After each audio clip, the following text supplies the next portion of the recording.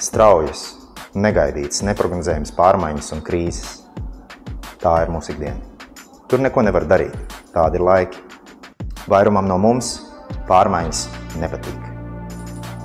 Adaptācija, pielāgošanās, tas nereti ir grūti un sāpīgi. Šie krīžu laiki ir īpaši izaicinoši tieši līderiem.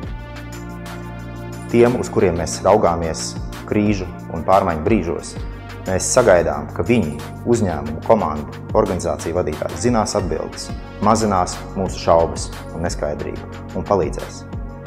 Tomēr, ko darīt, ja organizācija sastopas ar nepazīstamu šķērsli?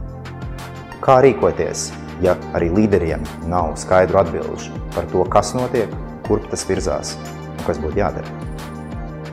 Aicinu pievienoties man 2 dienu mācībās Līderība krīžu laikos, kurās meklēsim atbildes uz šiem jautājumiem. Mācībās runāsim par adaptīvās līderības metodēm, ar ko atšķirās līderība no ikdienišķas vadīšanas, kā palīdzēt saviem līdzgaitniekiem pārvarēt nepazīstamus šķēršļus. Apgūsim empātiskas komunikācijas metodas, lai izprastu, kā mūsu komandai patiesībā klājas, un mācīsimies pārvarēt neizbēgamo pretestību adaptācijas procesiem. Un iespējams pats svarīgākais.